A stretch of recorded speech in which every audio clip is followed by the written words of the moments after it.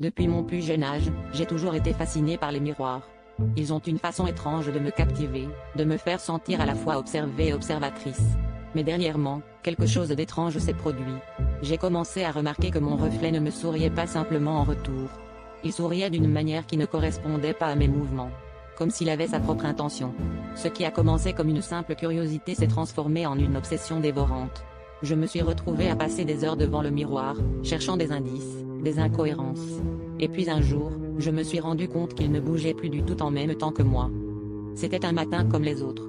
Je me préparais pour aller travailler, et je fis un dernier passage devant le miroir du couloir. C'est là que je vis l'impensable. Mon reflet cligna des yeux alors que je ne l'avais pas fait.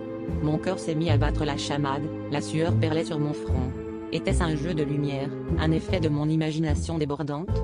J'ai reculé, mais mon reflet resta immobile, me fixant avec ce sourire énigmatique. Je tentais de rationaliser, de me convaincre que le stress du travail et le manque de sommeil jouaient des tours à mon esprit. Mais le doute s'installa profondément en moi. J'ai commencé à éviter les miroirs, à craindre le moment où je devrais croiser à nouveau ce sourire dérangeant. Mes nuits étaient peuplées de cauchemars, mon reflet devenant de plus en plus distinct dans mes rêves, me chuchotant des secrets que je ne pouvais comprendre. Mais c'était dans un rêve en particulier que j'entendis une voix douce, mais ferme, qui me disait que le reflet était une porte vers quelque chose d'autre. Le lendemain, je me tenais à nouveau devant le miroir, incapable de résister à l'envie de comprendre. Mon reflet me regardait, immobile.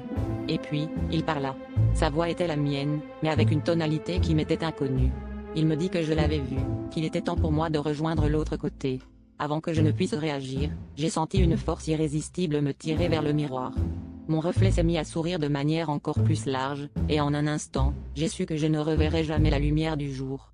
Mon dernier souvenir fut celui de mon propre visage déformé par la terreur, tandis que je disparaissais dans le verre.